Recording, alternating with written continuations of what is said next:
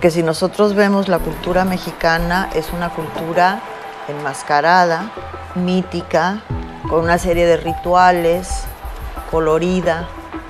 Entonces la lucha como que representa todo eso. Is it sport? Is it theater? Is it circus? Yes. It's all of those, and it's none of those. Lucha libre is a poor man's theater. El teatro de los pobres. It is just so exciting to go out to the match and immerse yourself in the madness of that scene.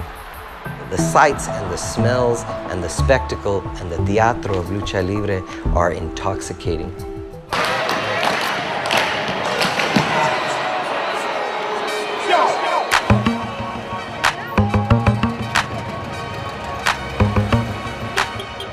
It is a Friday night at Arena Mexico, Lucha Libre's historic downtown venue.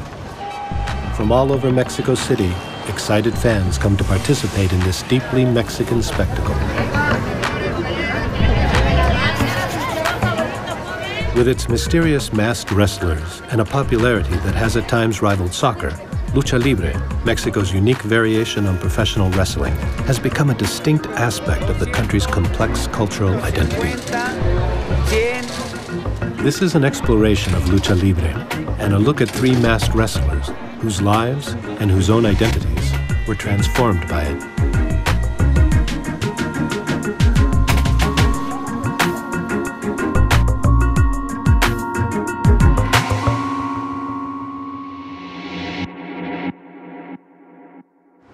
Las cosas que me gustan de la lucha libre son los colores, la energía, lo que representa para México, lo que representa para la cultura mexicana.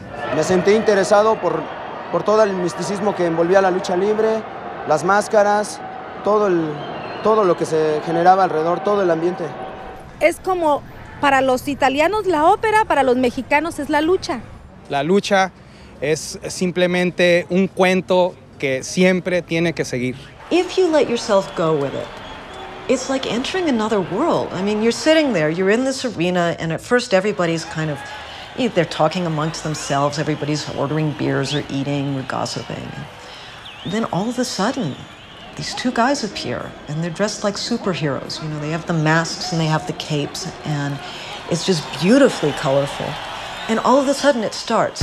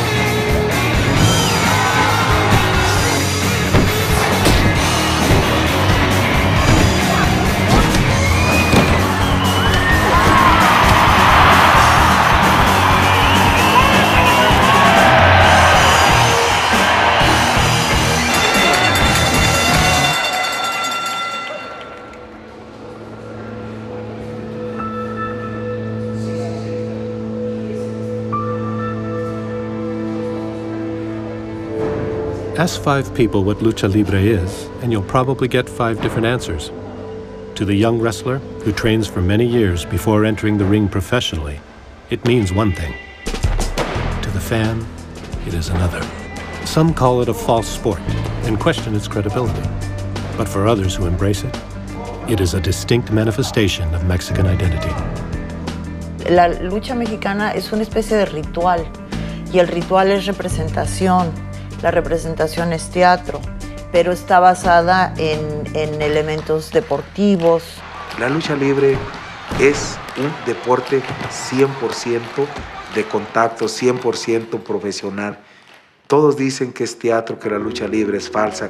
Yo siento que si la lucha libre fuera falsa, no necesitarías entrenar, no necesitarías hacer nada. Wrestlers insist that it's a sport.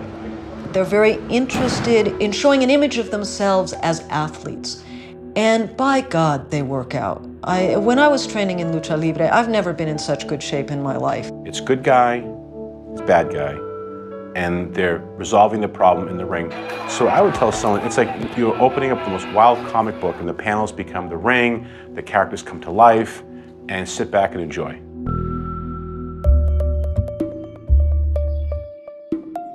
Lucha Libre literally means free fight or free struggle. While Greco-Roman and Olympic-style wrestling provide Lucha Libre's foundation, it has evolved into a more acrobatic spectacle. Luchador is the Spanish word for wrestler, but an enmascarado is a masked wrestler. Masked wrestlers conceal their identities in all aspects of their professional lives. The mask is worn until lost in a wagered match, or at retirement from the ring. Not all Mexican wrestlers are masked. Many great luchadores have chosen to wrestle without a mask. And while several women have wrestled wearing masks and have had memorable careers, the vast majority of masked wrestlers are men. In Lucha Libre, there are two main groups of wrestlers, técnicos and rudos, essentially good guys and bad guys. This duality builds conflict and drama into every match. While Lucha Libre has a fan base in the United States and Japan, Mexico is where it has its most passionate following. Mexico City is the cradle of Lucha Libre. It was here that Lucha Libre was first introduced to the country.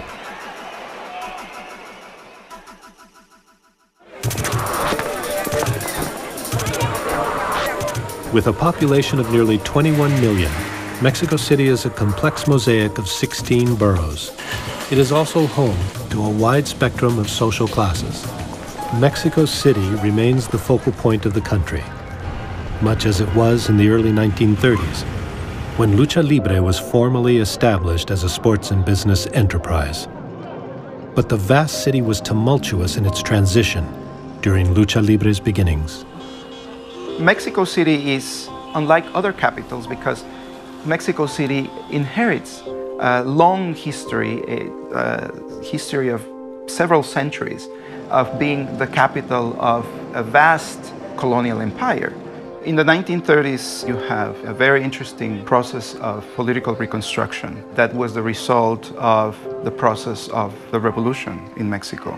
Mexico City is the very epicenter of economic, political, social, and cultural life in Mexico. You really started seeing this shift in demographics in Mexico City. First of all, you saw a tremendous growth in population. And a lot of this growth in population were people from rural areas, mostly mestizos.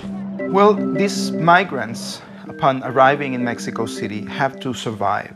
The city offers many opportunities, new buildings, new roads, new highways, new factories. In the middle of what must have been a very conflictual situation, Lucha Libre became one of the central forms of popular entertainment. One of the really important cultural events, shall we say, was the growth of kinds of mass entertainment, the historieta, the comic book, the cinema. So this other type of cultural activity became important, and Lucha Libre was one of those.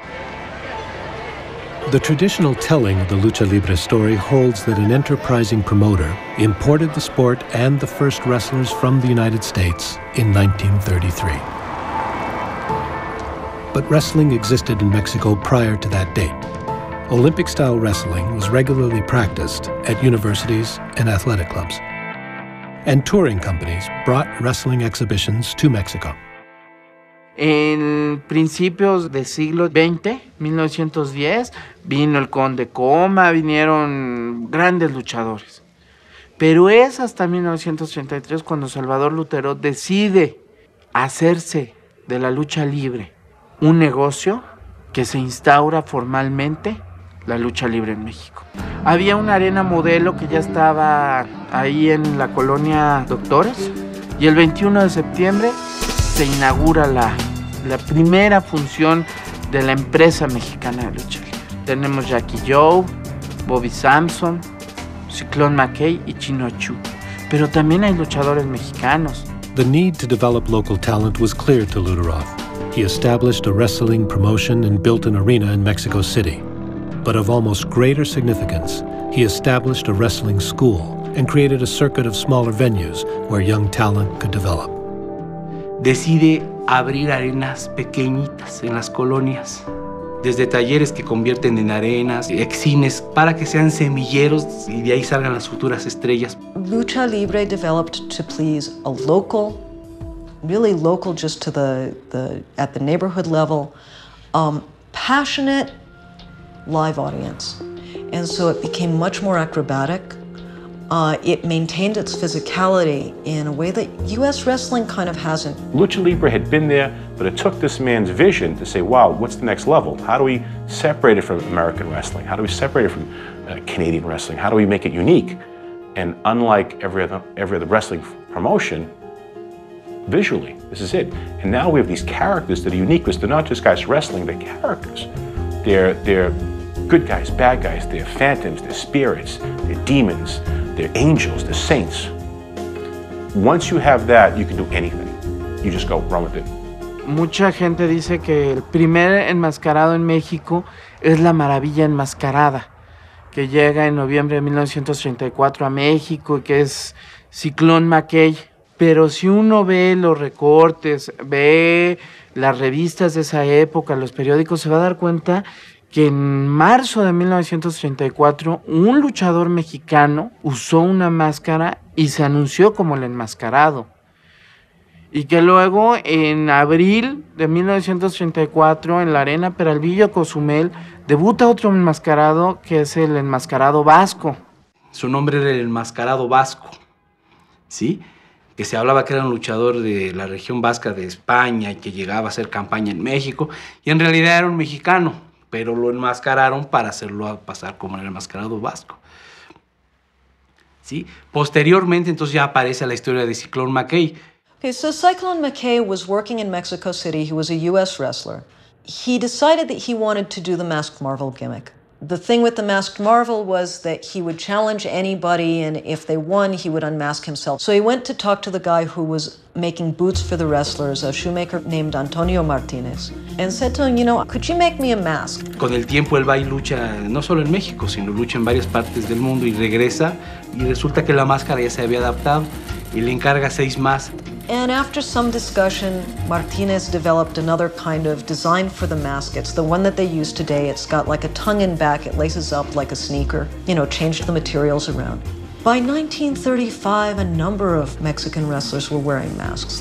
By 1955, as far as I could tell, it was like a third to half were using masks. So the mask took off very quickly as a feature of Lucha Libre in Mexico in a way that it never took off in the United States. Si vemos, por ejemplo, un elemento como la máscara, vemos que la máscara existe en todos los rituales mexicanos desde tiempos inmemorables, ¿no? Y yo siento que esa es la fuerza que tiene la lucha libre mexicana, que está muy ligada a la cultura prehispánica. In pre-Hispanic times, we're talking about a theocracy. We're talking about a specialized group of people who were at the head of all of the rituals, especially in the context of the big civilizations, and transforming themselves into the character that they were representing was done through the mask. If we try to find a connection between lucha libre and the luchadores and the characters that they adopt and ritual masks, there are parallels. Each one is choosing and transforming themselves into a character. Now, the way that masks are used in Mexico City, I wouldn't say that it's like a direct line between indigenous ritual and the lucha libre mask. I mean, it's mediated by a lot of things, including North American comic books. But there's something deeply satisfying about a mask, and something very Mexican about it. Be it lucha libre, be it in a folk ritual dance, it transforms. You're hiding your face, but that you're not hiding your feelings. Esta máscara pues te da la posibilidad de la creación del personaje, te completa la imagen del personaje. Es un don el tener una máscara al grado de que cuando hay revanchas se exponen o máscara contra cabellera, porque bueno, hay otra parte muy grande de los luchadores que no usan máscara. Pero entonces, perder la máscara es un problema de identidad. Los encuentros de máscara contra máscara son los que más abarrotan las arenas. Lo más sagrado, lo más importante de un luchador enmascarado, ese día va a caer. Y la gente quiere ser testigo presencial de ese evento. Lucha Libre could be seen as a continuation of one of the oldest theater traditions. Morality plays are the oldest plays that we have. Lucha Libre is a sport in the key of melodrama. Melodrama is one of the oldest traditions in teatro, and with melodrama, of course, everything is exaggerated. And in Lucha Libre, we see that. The good is better than good. Evil is black and associated with El Diablo. Melodrama takes place, the conflict takes place between good and evil, which are externalized. And they're made evident by very clear, visible signs. In American wrestling, he's called your babyface, your face. In Mexican terms, he's the technical, he's the good guy. And in American wrestling, our bad guy is the heel. But in Mexican terms, he's the rudo, he's rude. He breaks all the rules, doesn't matter, he'll do anything to win. So once you get those lines set, telling the story is very easy. What does the good guy want? He wants to keep the rules, he wants to uphold justice and do the right thing. The bad guy wants to break the rules for his own self-serving purposes. It all comes down to conflict. There also is in melodrama this kind of excessive emotionality, which may or may not be considered a defining feature. Well, all of that applies to Lucha Libre. The grand gestures, the way that one signals pain. Again, if I can compare this with most sports or with other martial arts, if you get hit, you really want to not show that you've been hit. You want to show that you're not in pain. In Lucha Libre, oh my God, I've been hurt. I'm in this terribly painful armbar. Oh God, oh God. Okay, that's a crucial, very important part of Lucha Libre. I can talk about melodrama in Latino culture because without being too stereotypical, we're a very high drama culture, high drama people. It doesn't type us badly to say that. Maybe it could be written that Mexicans are essentially expressionistic, that we're all Brechtians at heart. Because it's a battle between good and evil, that also has a lot to do with the audience participation. I mean, when you're cheering for the Técnicos, you're not cheering for your home team. You're cheering for good. You're cheering for the idea that you should be able to get by being honest and working and following the rules. And if you're cheering for the rudos, then you're cheering for the idea of to hell with all this hypocrisy, to hell with all these hypocrites. On July 26, 1942, Rodolfo Guzman Huerta, a struggling journeyman wrestler, stepped into the ring for the first time at the old Arena Mexico in Mexico City. Dressed in a silver mask and silver tights, using the name El Santo, the Saint. That night, after a brutal and unruly match, Huerta was disqualified by the referee because he wrestled in a reckless, roughhouse style. Although it was an inauspicious beginning after nearly a decade of struggle and false starts, Huerta had found his path. From that night on, he would be known as El Santo, the man in the silver mask. More than 40 years later, on September 12, 1982, El Santo entered the ring one last time to wrestle and to say farewell to a country that had made him a national hero, a symbol of Mexican culture, and in Lucha Libre's history, the wrestler most closely identified with the sport. El Santo nunca va a morir. Se quedó ahí como una señal en la cultura del país. You know, everything has its prometido, its promised one. That person that comes along and just changes everything. El Santo yo creo que es un ícono de la idiosincrasia mexicana. Es parte de la cultura y de la tradición mexicana, no solo dentro de la lucha libre, sino del México como país, como estado. Si tú vas al extranjero, saben quién era el Santo. He had a very plain silver mask. A lot of times he was called the man of the silver mask. Very plain faceplate. But there was something about El Santo at that time, with that crowd, with that culture, that clicked. El Santo y la lucha libre están en un matrimonio que cuando hables de lucha libre, inmediatamente vas a poderte referir del Santo, de México, y viceversa. Pero ¿quién es el Santo? Es parte de los inicios de la lucha libre. Un mexicano que nace en Tulancingo, Hidalgo, de nombre Rodolfo Guzmán Huerta, debuta en 1934, en abril. Desde 1934 a 1942, él le tocó iniciar con la lucha libre. Yo empecé luchando profesionalmente sin máscara. A los 16 años yo debutaba como luchador profesional. El inicio de mi carrera, pues como toda carrera de un torero, de cualquier deportista, fue muy dura. Le toca picar piedra, le toca sufrir en carne propia la lucha libre, porque le tocaban las preliminares. Salgo a la provincia, no había en aquella época, hace 40 años, pues existían malas carreteras, malos caminos. Fui adquiriendo experiencia. Fue el incógnito enmascarado, fue el hombre rojo, fue el murciélago enmascarado segundo. Y finalmente le sugieren 3 nombres, el santo, el ángel o el diablo, y él escoge el santo. Así nace en 1942 el santo. El santo viene a luchar. Le dan la oportunidad a los señores Lutero de presentarse en la Arena de México. Me ponen una batalla campal porque todavía no tenían seguridad en mí, qué podría ser. Y entonces la armo en grande, verdaderamente. Cuando todo el mundo esperaba al santo que fuera un hombre bueno, no, es un rudo. Destroza a sus rivales, pierde por descalificación y la gente se vuelca en odio hacia él. Sin embargo, logran simpatizar a algunos. Resulta que ese era el personaje que Rudy Guzmán estaba esperando y que la lucha mexicana estaba esperando. El Santo's stature and reputation grew as he faced the major wrestlers of the day, including Tarzán López, Murciélago Velázquez, Black Shadow, and Blue Demon.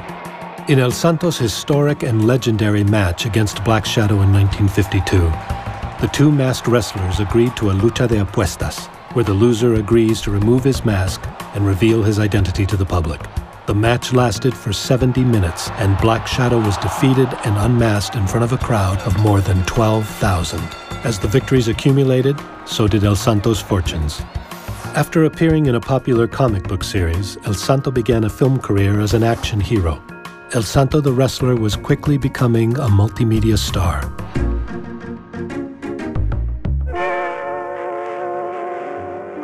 El Santo's films were adventure stories steeped in fantasy and horror. Over a 2-decade span, these films were continually produced with as many as 4 to 5 El Santo films released in a given year.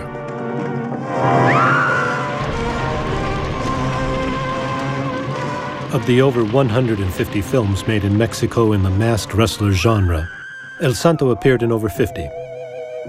Through these films, the man in the silver mask reached an international audience who saw El Santo as an action hero who battled evil in all its forms. He switched from being a rudo to being a técnico in the early 1960s. And just from there, he went on being like the symbol of the triumph of good over evil. Viene la idolatría total. Empiezan los viajes al extranjero, empieza ya más el luchador actor y algo muy característico de él, que no se le puede olvidar a nadie, incluso un servidor que tuvo la oportunidad de en una arena darle la mano, es su don de gente. Para mí fue un privilegio haber conocido al santo. Al rato de empezar a hacer yo mi trabajo de fotografía, él murió. Una vez más, siendo el hombre más famoso de México, nunca tuvo posturas de protagónicas, ¿no? Él era el santo y era consciente de que él se debía a su público. Hay miles de anécdotas del santo, pero hay una donde llega a una arena, el empresario ve que la arena está vacía y que no tiene dinero para pagarles a los luchadores. Entonces lo primero que él dice es: señor santo, aquí está su garantía. Y él le pregunta al promotor: oye, ¿ya le pagaste a los demás luchadores? No, no tengo, les voy a dar una torta. No, con esto repárteselos y a mí cuando nos volvamos a ver, me pagas. El único ser humano que conozco que ha trascendido la fama, porque la fama, el dinero y el poder destruyen a todos. Y este personaje que llega a tener la fama que tiene y que es el hombre más generoso, más humilde, más entregado, pues para mí fue un maestro de vida. Pues un gran rudo, un gran técnico, un gran luchador, pero también un gran compañero. You know, there's a saying in Mexico que dice que lo que se quiere en México nunca muere. What is loved never dies in Mexico. La muerte del santo en 1984 generó tal impacto, tal impresión en la población. O sea, no solo fue para la gente del medio de la lucha libre, también fue para la población en general. ¿Por qué? Porque se querían despedir de su ídolo. La muerte del santo fue un acontecimiento tan trágico y paradójicamente una muestra de cariño de todo el público hacia él. En todos los noticieros que vinieron a cubrir desde Argentina, de España, de otros países de Sudamérica, porque lo que ocurrió esa vez fue que había muerto el santo, el máximo icono de la lucha libre. The character captured the imagination of the people, and it grew and it grew and it grew to where outlived the protagonist, where the character is what was bigger than life. Santo still exists because his son now wrestles. Even though the man behind the mask is no longer with us, the mask is here, the persona is here, so he'll never die. Si Rodolfo Guzmán Huerta vio ya muerto su funeral, creo que se ha de haber ido con una gran satisfacción, una gran sonrisa, decir, cumplí, viví y muero feliz. Yo creo que sí fue muy impactante, no solo para el medio luchístico, sino para el pueblo de México en general.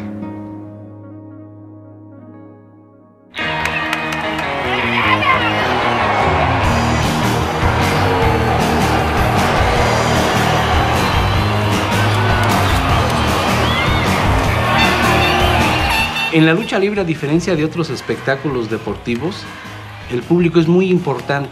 El luchador tiene que hacerlo entrar dentro de lo que está realizando en el ring. Debe de sacarle las emociones. Prácticamente hace que el espectador esté luchando con él adentro del tapiz. No existe quizá otro espectáculo donde haya tal interacción. If you think about other kinds of sport, if you think about a soccer match, for example, at least in theory, you could have a soccer match that's played with no audience, and it would still have some meaning as a soccer match. Well, lucha libre without the audience has no meaning at all.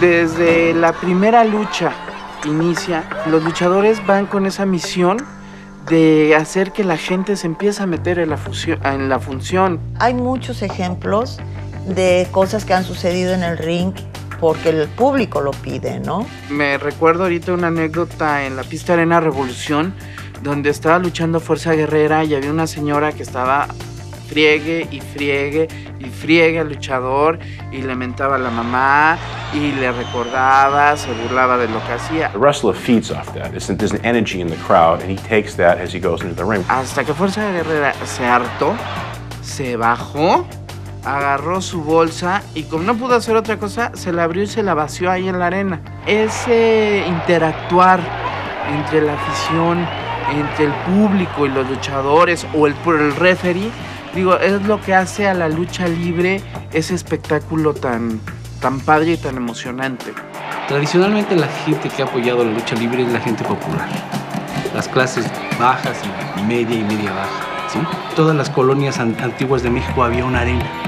The arena was very much part of the fabric of the working class neighborhood, embedded rooted in the context of the urban neighborhood. The closest thing I've seen to it is pub culture in London.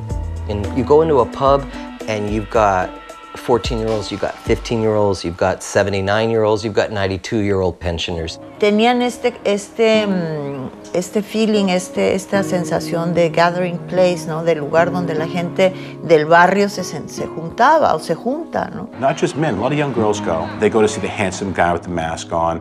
It's a lot of older people that grew up watching this wrestler's father, grandfather wrestle in Mexico.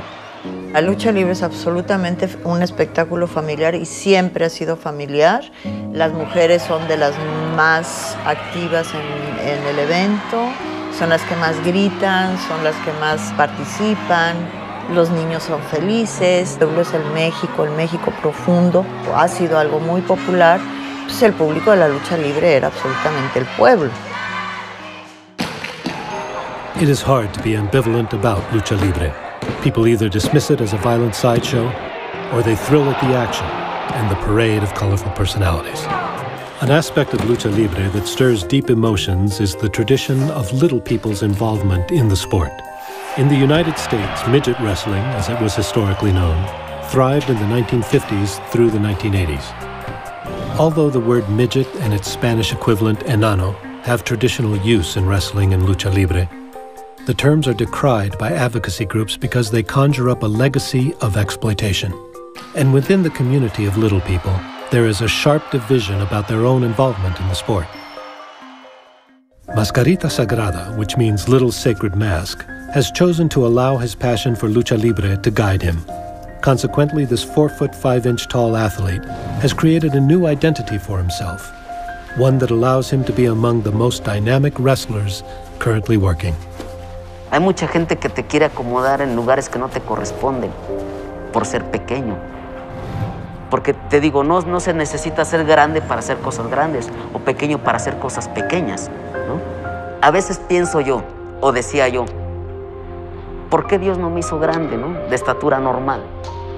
A lo mejor sentía yo que era cruel conmigo. Pues ahora te digo, doy gracias a Dios por ser una persona pequeña. Porque por ser una persona pequeña, soy luchador. Hemos llegado a nuestro encuentro.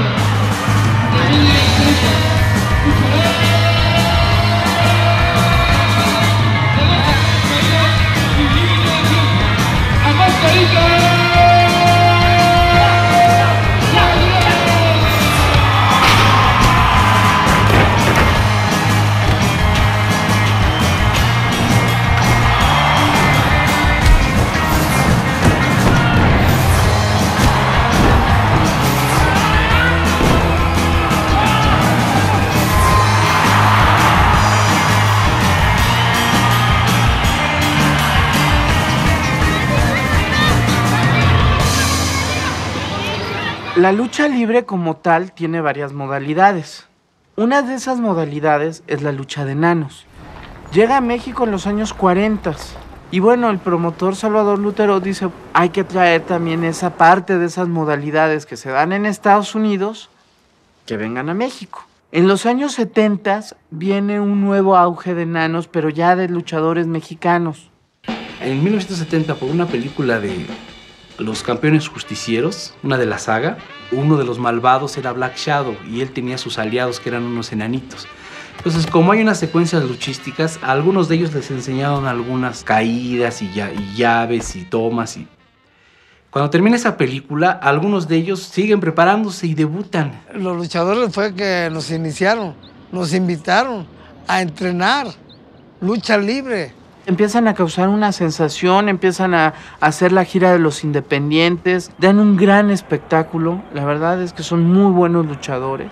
Hasta que al licenciado Antonio Peña, cuando trabajaba en la Arena México, decide sacar un grupo de luchadores minis. Salen un grupo de luchadores que tienen como signo distintivo, que son la versión pequeña o la versión enana de los luchadores estrellas. Como Máscara Sagrada está en las primeras luchas, pues sale Mascarita Sagrada. También son una sensación. Ves a un Mascarita Sagrada que se avienta de la tercera cuerda, que juega con las cuerdas, se avienta sus lances, que da sus topes. La verdad es que tanto para los niños como para los demás aficionados se vuelve una grata impresión ver a estos luchadores.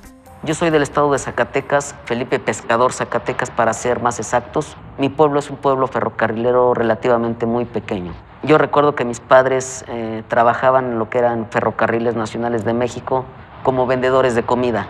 Mi niñez fue un poco humilde, de verdad. Fuimos 14, pero vivimos 11. A los 3 años que cumplió Mascarita, nos venimos para acá, para México. Empezaba a venir a la escuela. pues lo agredían mucho a él por el tamaño que él tiene. Él nunca se sintió menos hacia las personas altas. Nunca, nunca, nunca. Al contrario, él le echó muchas ganas por su carácter.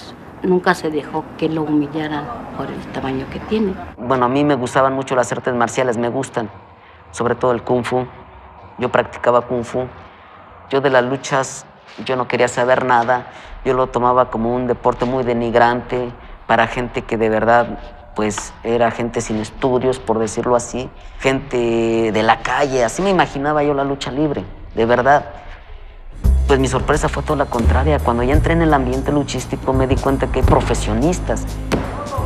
Y doblemente profesionistas, por decirlo así, porque la lucha libre es una profesión. Porque para eso se entrena. Se entrenan años.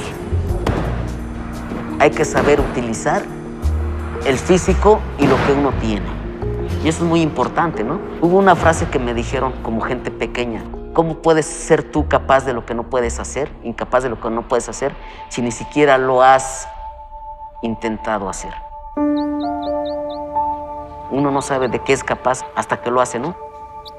Como experiencia me sucedió en la escuela. Me dice mi profesora, bájame esa cartulina de ahí. Y dice un compañero, pues si no alcanza, pues es su problema. Me puse una silla y un banquito y lo bajé. Si yo hubiera dicho no alcanzo, no puedo, me estanco. ¿Sí? Uno debe sobresalir por el tamaño que tengas. Hay que reconocer que toda la persona pequeña o baja de estatura muchas veces es sobreprotegida por los padres. Ve a la tele, llegó y le prendió la tele. No quería verlo a mi mamá porque dijo que le estaban pegando muy fuerte a ese niño. Se véala bien, mamá. Pues que soy yo, mamá. ¿Cómo que eres tú? Dice, sí, mamá, yo ya voy a ser luchador. Ella pensó que al luchar yo iba a ser el hazmerreír de toda la gente. Pero no fue así, ¿no? En lo que ella, pues, no tuvo otra decisión más que decirme, si tú crees que eso es para ti, adelante. Once Mascarita committed to the world of lucha libre, he was recruited by an earlier generation of little people luchadores to wrestle alongside them. Gulliver and El Gran Nicolai were early mentors. They quickly initiated him into the sport, its rigors, and the common perceptions of their work. Había mucha afición por ver era morbosidad, curiosidad de la gente, del público, que cómo era posible que enanos pudieran luchar. Y se decía que los enanos eran para el circo, no era posible que ellos se pusieran a luchar, porque están muy chiquitos. Pero la gente, al vernos ya arriba de un ring, se admiraba. Se quedaba con los ojos cuadrados. Y fue una aceptación de la gente muy bonita, muy agradable. Cuando yo entré con ellos, yo entré sin saber luchar. Pensé que eran personas un poco delicadas, pero yo desconocía que de verdad eran gente más consistente, más preparada que yo. Ni siquiera me dijeron, ocupa ese hueco, porque pues, si lo hubiera ocupado hubiera yo sabido algo. Nada más me dijeron, cubre el número que falta. No, hombre, no hubiera yo oído, ¿eh? Me dieron una bautizada. Creí que era fácil. No, yo no pensé que fuera fácil. Así me la hicieron creer. Son y deben de ser reconocidos como luchadores profesionales. ¿Por qué? Porque tienen la misma preparación que tiene el luchador de talla normal. Lo mismo les ha costado a unos como a otros llegar al sitio que tienen o que llegaron a tener. In the ring, these guys are fast, they're just as athletic. Whether you're 7'2", 4'1", it doesn't matter what size you are. Because once you step in the ring, they measure you by your heart. Para mí es un orgullo que la gente me diga, la lucha de ustedes valió la pena la compra del boleto. Eso para mí me enorgullece mucho. Simplemente por el hecho de tener el tamaño, la gente se agrada de vernos. Y eso a mí me satisface bastante. Seguimos gustando y nos siguen aceptando la gente todavía. Inclusive ahorita ando un poco lastimado, pero todavía me subo a un ring y todavía a la gente le gusto que suba yo al ring. Y me recuerda. Yo pensé que por bonito les gustaba. Uy. Dije, no, estás guapo. Ya quítate la máscara. No, cálmate. Stripping away lucha libre spectacle, its roots can be found in Greco-Roman and Olympic-style wrestling. But where once clinches and holds were emphasized, now a more acrobatic aerial style dominates. Few wrestlers combine these styles better than Solar. This masked wrestler is referred to as maestro, teacher. But Solar's early life gave no indication that this was an identity that he would ever assume, let alone pass on.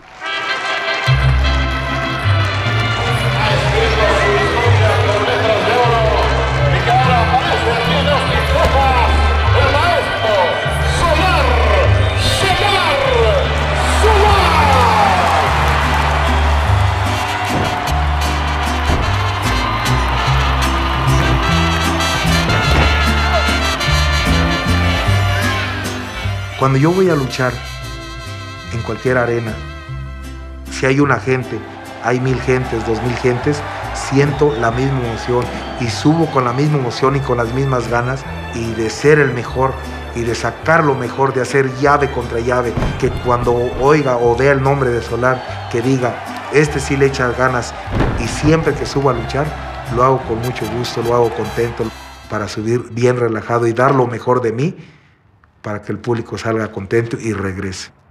Solar es actualmente una de las pocas leyendas vivientes de la época de plata que actualmente luchan todavía. Pienso que ya no había luchadores como él. Era un compañero que se enfrentaba a las verdaderas leyendas. Solar siempre ha tenido eso como luz propia. Paisanos de los Tepas, gracias por haber venido.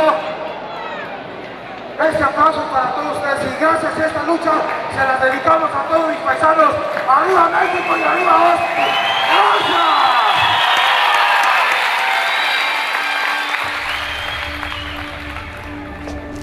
Vámonos, Rita, ya es hora. Vámonos, hijo. ¿A qué nos regresa? Híjole, como a la 1 más o menos.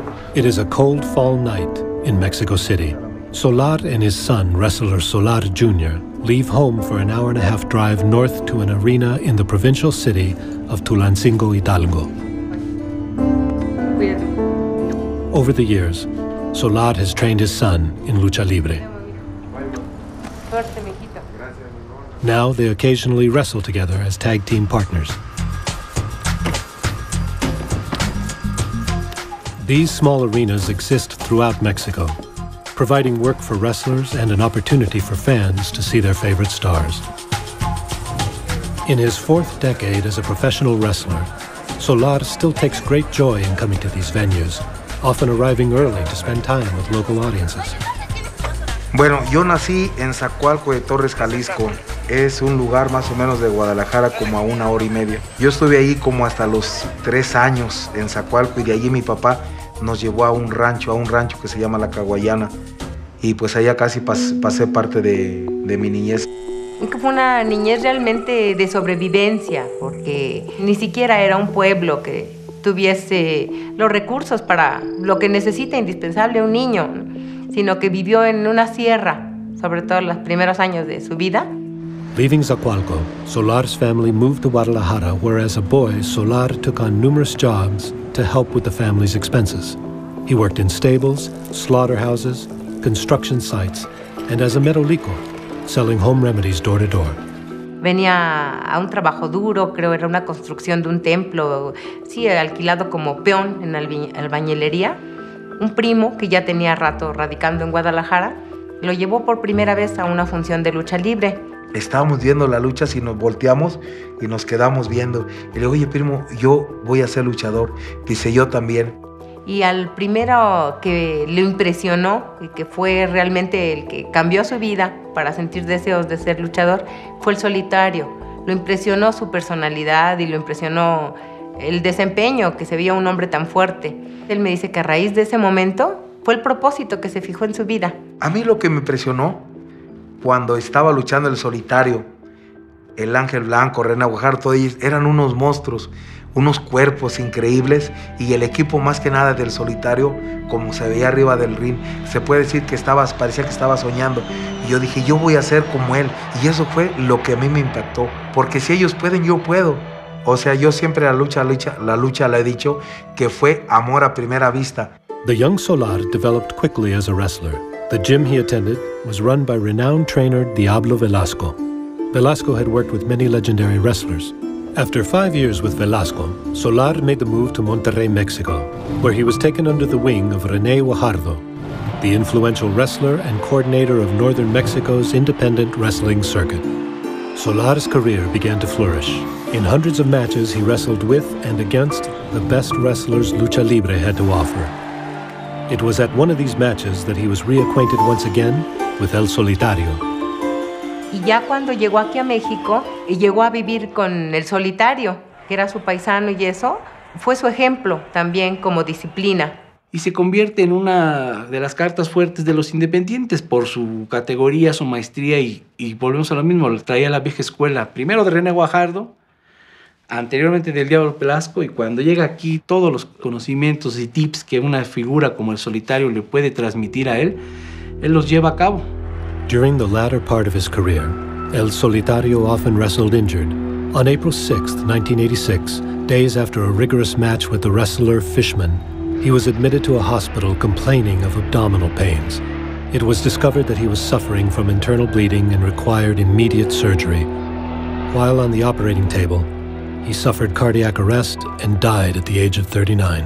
Solar, cuando muere El Solitario, se ve un poco, o más bien un mucho afectado, y siento que perdí un hermano, y me imagino que del Solitario también esa hermandad con Solar fue muy fuerte, a pesar de que pues, él lleva mucho tiempo muerto, digo más de 20 años, y que cuando se sube a un ring sabe que al lado de él está El Solitario.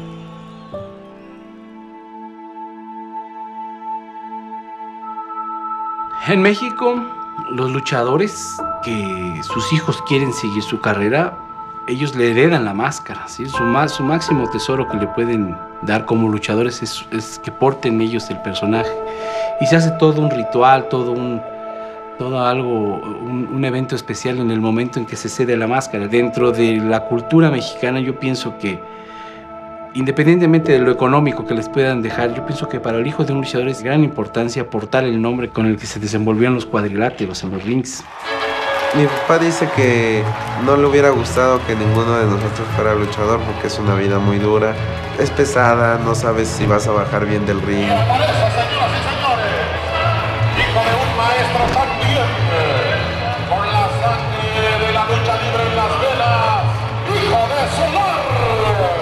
Eso no los decía, pero yo creo que con sus acciones él quería otra cosa porque desde pequeño nos llevaba a entrenar. Por una cosa él decía que no quería que fuéramos, pero por otro lado él hacía todo lo posible para que siguiéramos sus pasos. Entonces yo creo que si le preguntas a él te va a decir que a él no le hubiera gustado, pero sé que está muy contento con esto. Si ellos quieren, yo los apoyo. Pero que yo diga, que yo quisiera que fuera, es que aquí se sufre mucho, te lastimas y todo, ¿no? Pero en este caso ya nació y está mi hijo luchando. Sí sería importante porque posiblemente yo al rato ya cuelgue los tenis, que los voy a colgar, ya estoy más para allá que para acá. Y si él sigue la carrera del hijo de Solar, adelante. Cuando era pequeño pensaba que todos los papás eran luchadores, porque pues era el ambiente donde crecimos. Sinceramente, cuando yo veo a mi hijo luchar, hasta se me salen las lágrimas. ¿Por qué? Porque yo me veo en él y digo, yo era así. Lo joven se ve y lo viejo, aunque te forres de lo que te forres al caminar, se nota. Todo se nota en el caminar y todo. Y lo veo a él y digo, híjole, yo nunca en la vida pensé que mi hijo fuera a ser luchador, y más de pareja mía. He's keeping the family lines going, the bloodlines going. It shows, like, you are worthy of now to be my successor. And there's no other sport that does that, where you get the honor of growing up into and earning the mask. Es una forma en que yo le demuestro a él que lo aprecio mucho, que sigo sus pasos, y además de preservar la escuela de lucha libre que él trae. Bueno, me da placer y gusto enseñar, de darle a las nuevas generaciones, enseñarles lo poquito que yo sé. Por lo general llegamos antes de que sea la hora del entrenamiento. Mi papá se toma un tiempo para entrenarme a mí aparte. Entrenamos algunas cosas y a veces se queda al final dándome algunos consejos. Tienes que tener también los cimientos, las bases para ser un gran luchador completo, ¿no? Porque no tiene caso engañarlos y decirles que la lucha es fácil. Si la lucha fuera fácil, todo el mundo sería luchador. El éxito es la constancia para ser un gran luchador.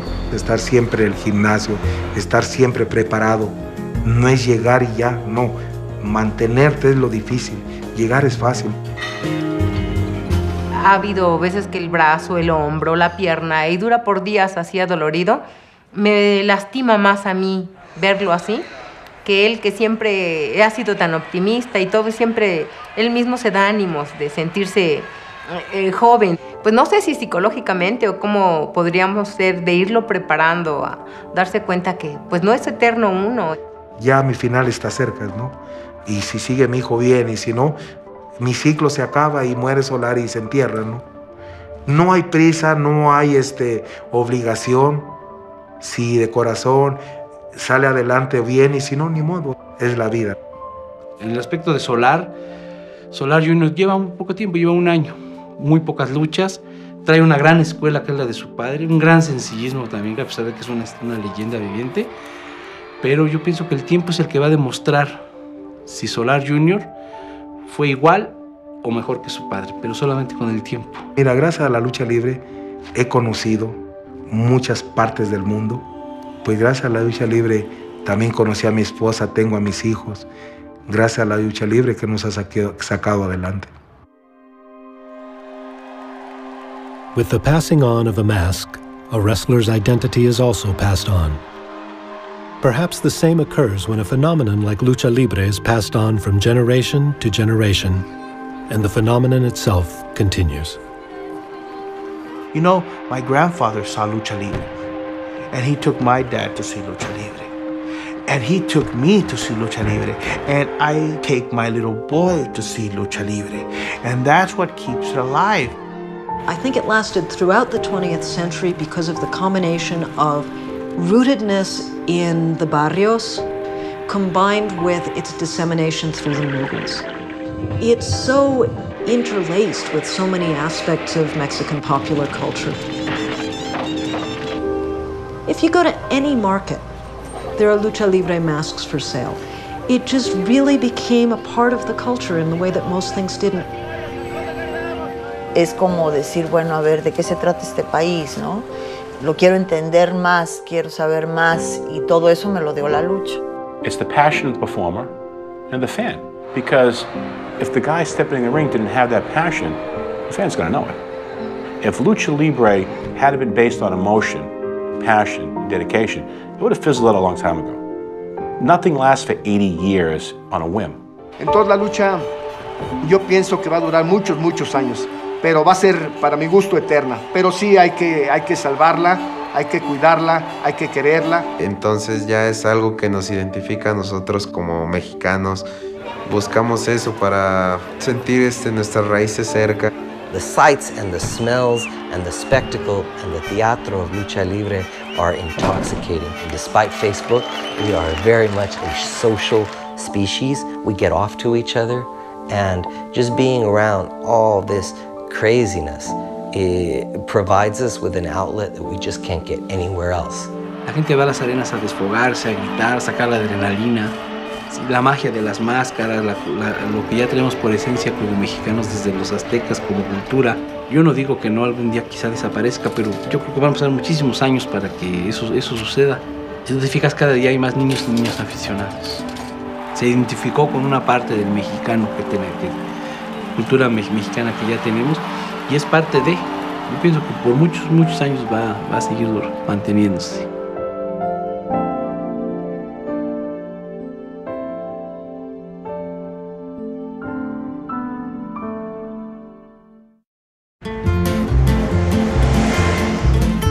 Con años de tradición, la lucha libre recorre